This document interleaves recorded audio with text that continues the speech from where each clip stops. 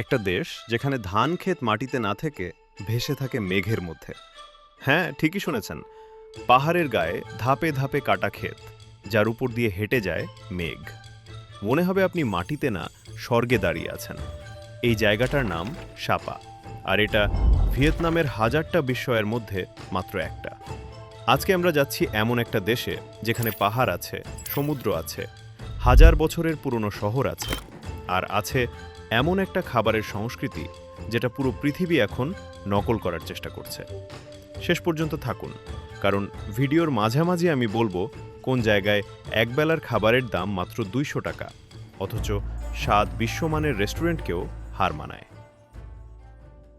Vietnam দক্ষিণ পূর্ব এশিয়ার একটা লম্বা সরু দেশ। মানচিত্রে দেখলে মনে হবে একটা এস অক্ষরের মতো বাঁকানো ফিতা সমুদ্রের ধার ঘেঁষে শুয়ে আছে। দৈর্ঘ্যে প্রায় ১৬৫০ কিলোমিটার, মানে এক প্রান্ত থেকে আরেক প্রান্তে গেলে মনে হবে আপনি 3টা আলাদা দেশ ঘুরে ফেললেন। উত্তরে পাহাড় আর কুয়াশা, মাঝখানে রাজপ্রাসাদ আর লণ্ঠনের আলো, দক্ষিণে নদী, খাল আর সবুজে ঘেরা দ্বীপ। আপনি যদি ভাবেন এ তো আর 10টা এশিয়ান দেশের মতোই হবে, তাহলে ভুল ভাবছেন। ভিয়েতনাম নিজের মতো করে আলাদা, আর এই আলাদা হওয়ার গল্পটাই আজ বলবো। কিন্তু তার আগে চলুন সেই মেঘের ধান খেতে ফিরে যাই, কারণ এই জায়গাটা আসলে যতটা সুন্দর দেখতে লাগে ঠিক ততটাই আশ্চর্যজনক এর পেছনের বিজ্ঞান।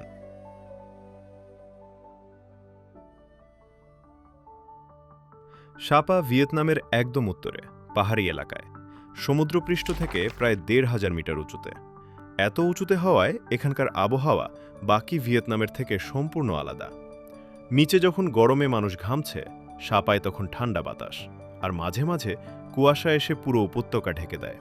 আর এই কুয়াশার মধ্যেই লুকিয়ে আছে আসল ম্যাজিক। স্থানীয় হং আর দাও জাতিগোষ্ঠীর মানুষ প্রায় ৩০০ বছর ধরে পাহাড়ের গা কেটে কেটে ধাপে ধাপে ক্ষেত বানিয়েছে, একটার পর একটা সিঁড়ির মতো। দূর থেকে দেখলে মনে হয় কেউ যেন পাহাড়টাকেই কেটে সবুজ সিঁড়ি বানিয়ে ফেলেছে। এখানেই মজার একটা তথ্য দিই। বছরের এক এক সময় সাপা এক এক রকম দেখায়। মে জুন মাসে ক্ষেতে পানি ভরা থাকে, তখন পুরো ক্ষেত আয়নার মতো আকাশ প্রতিফলিত করে। আর সেপ্টেম্বরে ধান পেকে গেলে পুরো পাহাড় সোনালি রং ধারণ করে। এই দুই সময়ের সাপা যেন দুইটা আলাদা জগৎ।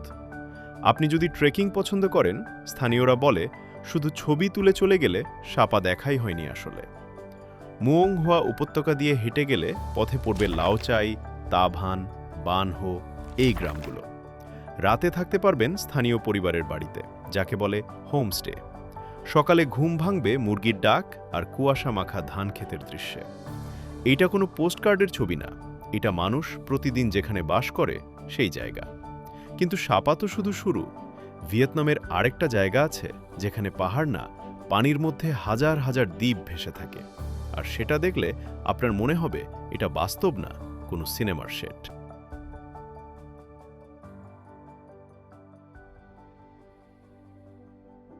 চলুন এবার নামি সমুদ্রে। হ্যাঁ, লং বে। নামটা শুনলেই চোখে ভাসে সবুজ পানি, আর তার মধ্যে হাজারো চুনা পাথরের পাহাড়, যেগুলো সোজা পানি থেকে উঠে গেছে আকাশের দিকে। সংখ্যাটা শুনলে অবাক হবেন, প্রায় 1100-এর বেশি ছোট বড় দ্বীপ আছে এই এলাকায়। প্রতিটার আকার আলাদা, প্রতিটার গল্প আলাদা। স্থানীয় ভাষায় হা লং মানে নামতে থাকা ড্র্যাগন। কথিত আছে প্রাচীনকালে একটা ড্র্যাগন সমুদ্রের দিকে নেমে আসছিল, আর তার লেজের আঘাতে মাটি ফেটে ফেটে তৈরি হয়েছিল এই দ্বীপগুলো। বিজ্ঞান বলবে আলাদা কথা, লাখ লাখ বছরের ভূতাত্ত্বিক ক্ষয়ের ফল এই ল্যান্ডস্কেপ। কিন্তু মানুন বা না মানুন, প্রথমবার এই দৃশ্য দেখলে মনে হবে সত্যিই কোনো ড্র্যাগনের কাজ। এখানে ঘুরে বেড়ানোর সবচেয়ে ভালো উপায় হলো নৌকায় রাত কাটানো। ছোট একটা ক্রস বোটে রাতের বেলা পানির উপর ভাসতে ভাসতে ঘুম, আর সকালে চোখ খুললেই সামনে সেই পাথরের দ্বীপ। এখানে আছে গুহাও, সুংশট গুহা, লুয়ন গুহা। এগুলোর ভেতরে ঢুকলে দেখবেন প্রকৃতি নিজেই যেন ভাস্কর্য বানিয়ে রেখেছে হাজার বছর ধরে।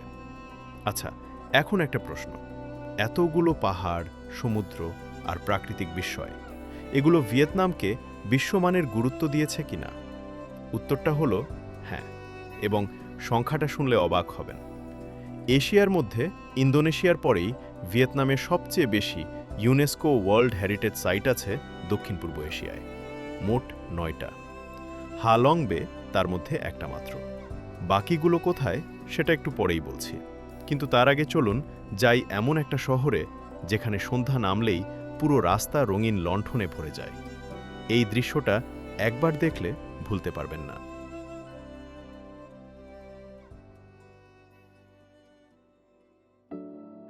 লণ্ঠন কি সেটা চিন্তা করছেন নিশ্চয়ই। সেটা বলার আগে এই শহরের ইতিহাস জেনে নিন। হোয়ান মধ্য ভিয়েতনামের একটা ছোট্ট প্রাচীন শহর। 15 থেকে 19 শতক পর্যন্ত এটা ছিল দক্ষিণ পূর্ব এশিয়ার একটা বড় বাণিজ্য বন্দর। চীন, জাপান, ইউরোপ সব জায়গা থেকে ব্যবসায়ীরা আসতেন এখানে, আর তাদের সবার সংস্কৃতির ছাপ পড়েছে এই শহরের স্থাপত্যে। আজও হোয়ানের পুরনো শহরে হাঁটলে দেখবেন কাঠের তৈরি পুরনো বাড়ি, চীনা মন্দির, জাপানি সাঁকো সব মিলেমিশে আছে একসাথে। প্রায় 1100-র বেশি ঐতিহাসিক ভবন আছে এই ছোট্ট এলাকায়, যা হেঁটেই পুরোটা ঘোরা যায় আধা দিনে। কিন্তু হোয়ানের আসল জাদু শুরু হয় সন্ধ্যার পর। সূর্য ডুবতেই পুরো শহর জ্বলে ওঠে হাজার হাজার রঙিন লণ্ঠনে। আমাদের দেশে সুপরিচিত হারিকেনকেই মূলত লণ্ঠন বলা হয়। লাল, হলুদ, সবুজ নদীর পাড় ধরে সারি সারি এই হারিকেন ঝুলছে দোকানের সামনে, বাড়ির বারান্দায়। স্থানীয়রা ছোট কাগজের নৌকায় মোমবাতি জ্বালিয়ে বন নদীতে ভাসিয়ে দেয়, একটা ইচ্ছা নিয়ে। পর্যটকরাও এই রীতিতে অংশ নেন। এই দৃশ্যটা একবার নিজের চোখে না দেখলে বিশ্বাস করা কঠিন যে বাস্তবে এমন কিছু আছে। আর হোয়ান থেকে মাত্র 1 ঘন্টার দূরত্বে আছে মাইশন, 4র্থ থেকে ত্রয়োদশ শতকের চাম সভ্যতার তৈরি মন্দিরের ধ্বংসাবশেষ। 70টার বেশি ইটের তৈরি টাওয়ার, হিন্দু দেবতাদের উদ্দেশ্যে বানানো। দক্ষিণ পূর্ব এশিয়ার মধ্যে এইটাই একমাত্র জায়গা যেখানে শিব পূজার জন্য এমন বিশাল স্থাপত্য গড়া হয়েছিল। তাহলে বুঝতেই পারছেন, ভিয়েতনাম শুধু প্রকৃতির দেশ না, এটা এমন একটা জায়গা যেখানে হাজার বছরের ইতিহাস এখনও প্রতিদিনের জীবনে বেঁচে আছে। কিন্তু এখন পর্যন্ত আমরা শুধু দেখলাম। এবার একটু ভিন্ন সেন্সে যাই, স্বাদের জগতে। কারণ ভিয়েতনামের খাবার নিয়ে যা বলবো তা শুনলে আপনি হয়তো আজই ঠিক করে ফেলবেন পরের ট্রিপ কোথায় হবে।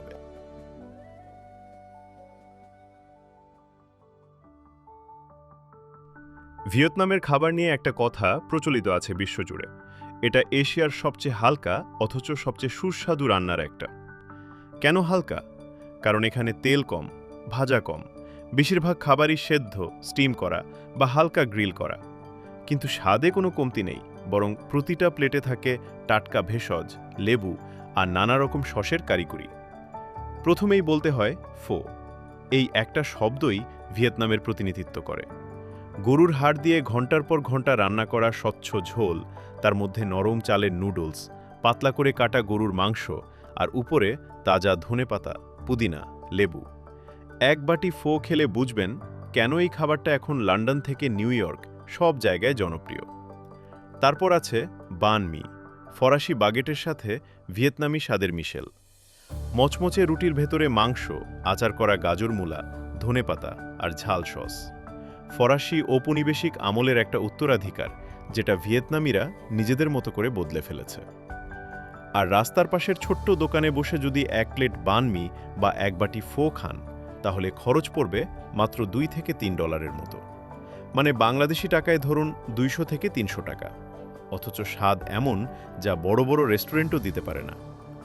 এখানেই ভিয়েতনামের খাবার সংস্কৃতির আসল সৌন্দর্য। রাস্তার পাশে প্লাস্টিকের ছোট টুলে বসে স্থানীয় মানুষের পাশাপাশি বসে খাওয়া, এটাই আসল অভিজ্ঞতা, কোনো ঝকঝকে রেস্টুরেন্টে না।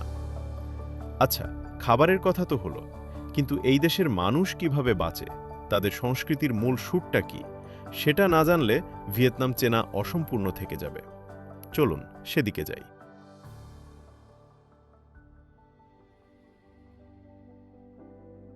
ভিয়েতনামের সংস্কৃতির মূলে আছে পরিবার আর সম্প্রদায়ের প্রতি গভীর টান। গ্রামাঞ্চলে গেলে দেখবেন একটা বাড়িতে 3 প্রজন্ম একসাথে থাকে।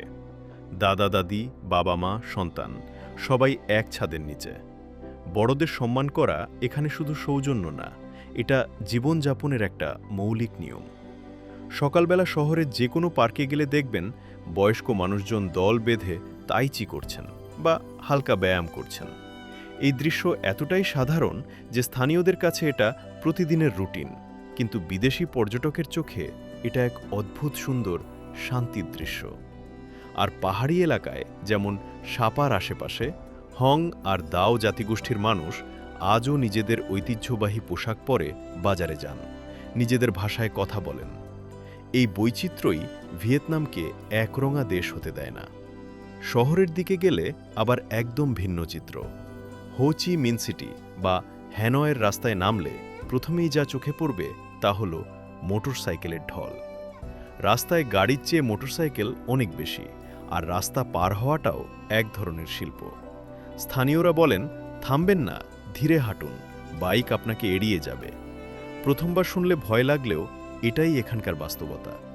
এই মিশ্রণটাই আসল ভিয়েতনাম। একদিকে হাজার বছরের পুরনো ঐতিহ্য, অন্যদিকে দ্রুত গতির আধুনিক জীবন। দুটোই পাশাপাশি চলছে, কোনোটাকে মুছে ফেলছে না। আর এইখানেই একটা কথা না বললেই না, ভিয়েতনামে এখন প্রতি বছর কোটির বেশি বিদেশি পর্যটক আসছেন, আর সংখ্যাটা প্রতি বছর বাড়ছে। কেন? কারণ এই দেশ একসাথে দিতে পারে পাহাড়, সমুদ্র, ইতিহাস আর খাবার একটা প্যাকেজে। কিন্তু এত সুন্দর একটা দেশে ঘুরতে যাওয়ার আগে কিছু বাস্তব তথ্য জানা দরকার। কখন যাবেন, কিভাবে যাবেন? এই প্রশ্নগুলোর উত্তর না জানলে ট্রিপ প্ল্যান করাই মুশকিল।